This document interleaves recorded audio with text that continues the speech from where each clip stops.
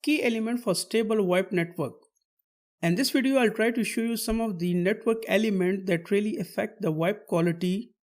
And if you plan to deploy the VoIP PBX or the IP PBX and your network, you really need to take care of these elements. VoIP is a service that runs on a network. For example, in this image, the road is an example of the network, and car that drive on top of this road is like an example of VoIP service.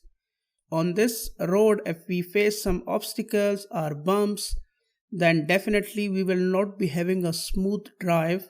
It will be uncomfortable for us. Similarly is the example of the VoIP network. If the network is not optimized for VoIP, then you come across different issues like audio quality, call drops, and some XYZ parameters. Here is one more example I'll try to show you. Imagine your network is congested. Let's say you do not have a VLAN and all your voice and data is on same plane network. This means you are putting all the traffic on a single network, on a single LAN. So that will cause delays in the VoIP. There will be a jitter in the VoIP, crackle in the audios, and will have a very bad experience. So VoIP is actually a real-time service. Imagine if I'm browsing a web page, and let's say if the web page takes 10 seconds, then I don't have an issue. But imagine if I'm talking to somebody on the phone and there's a delays of 5 seconds, and then I'll keep saying hello, hello. So something like this I'll experience. So in this video, we'll try to explore some of the elements that will help us to achieve the VoIP quality or the VoIP parameter. So first of all, we'll try to see the LAN related elements, the local area elements. The first thing and the LAN that we use are the switches. So use the modern switches. Avoid using hubs, the old networking devices, because the hubs are no longer in use. But in some situation, I have seen some students who are trying to use the hubs and then they come up with the voice quality issue. They say the voice is not clear. So the first thing, try to use the modern switches, the new latest switches. Even if you are using at home or small office or in the productions, avoid using hubs, the old networking devices. The network switch between IP PBX and your endpoint, the IP phone, should be at full duplex rather than half duplex mode. So you should configure all the ports at full duplex. The next, use segregated network. That means separate your voice and data using VLAN approach. So if you use the VLAN, the virtual LAN, and your network, then the voice will have its own network subnet and the data will have its own network and subnet. So in this case, you'll be able to have a better voice quality in your network and you will not get the delays or congestions. This is one of the VLAN standard, 802.1q VLAN standard. Those who are very much familiar in the networking side or the networking professional, they can understand this thing. Try to, if you don't have any idea on the LAN, consult some network expert or the network administrator, or when you're deploying the telephony, put these requirements to your network administrator that you need a VLAN 802.1q VLAN standard, and use the quality of service, the cause on the network switches, where you will be able to prioritize the voice traffic as compared to the data traffic. Settings, priority setting, you can use 802.1p for priority setting. For default priority, 5 is there for the voice. So you can share these details with your networks, or if you understand the networks, when you deploy the LAN for the network, for the VoIP, you should consider these LAN parameters for related to the VLAN settings and standards. If you do not afford the VLAN, in some cases it requires the manageable switch. And this manageable switch is relatively expensive as compared to non-manageable switch. Then you should deploy all the 100 Mbps or 1 gig Mbps switches in your network. That will give you more local bandwidth to your voice traffic. So in a situation, I'll repeat again, if you're not able to purchase, or there's some scenario where you are facing issue with the cost, you can use the non-manageable switch but with a higher throughput. VoIP acceptance criteria. These are the network parameters. For example, the packet loss.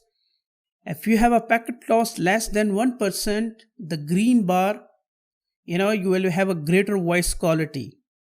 And something that you take the amber or the yellow one, the caution, it should be less than 5%. And then if it is something more than packet loss more than 5%, then that is not recommendable for the VoIP. And similarly, the jitter is the variation between the delays. That is, if something you should have less than 30 milliseconds, then that is acceptable. If it's less than 60, somehow you take caution, try to fix it. If it is greater than 60, then definitely you will experience the bad voice quality or breaks in the audio you will have. And similarly is the delay. The one-way delay should be less than 50 millisecond, 80 and then 150 millisecond. If it is something more than 150, you should stop using it, and you should try to ask your network administrator or the network consultant who are responsible for the network. Ask them to fix these things for you. And similarly, the ping response, the both ways values are there. It should be less than 100 milliseconds, or the acceptable should be less than 160 millisecond. If it's something more than 300 millisecond, then you should not use it. This should be between IPPBX server and the phone network. So wherever your IPPBX is based on, imagine if you're using in the cloud or you're using a different subnet and different networks, then these parameters, the packet loss, the jitters and the delays, you should take into the considerations. The phone network where you're deploying the IP phones, so these parameters are then checked based on between the IPPBX and the phone network. Wide area network elements. So one of the key elements for the wide area network, you should have a similar optimized network. Along with the optimized network, if you are using the remote branch, remote extensions, then you should use for the branch office or the remote user, use the best bandwidth optimized audio codecs like Opus or G729 are recommended. Now these two kind of codecs, they use less bandwidth. In a situation where you have a multiple offices, branch offices, and you are planning to connect the branch office to the headquarter, to the head office, and then you are trying to register the extension from branch to the head office, then you are using a WAN bandwidth. Now the WAN bandwidth totally depend on the provider who give you the connectivity. It might be E1 or the T1 or some VPN, the connectivity. So you need to use, if you are facing the delays and the issues, then you should try to use, because when we are on the LAN, then we don't have any issue of the bandwidth, because it's at least by default it's 100 Mbps. But when we move out from the LAN, we have a WAN, and then WAN we consider the bandwidth issue. Codecs is something that can help you to utilize or consume a less bandwidth with better audio quality.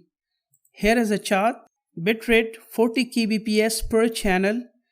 You can see the Opus and G729 is on top, and the other codecs SPX, G722, G729.1 and others, etc. So in case of WAN, try to use the G729 or the Opus codec for your IPPBX.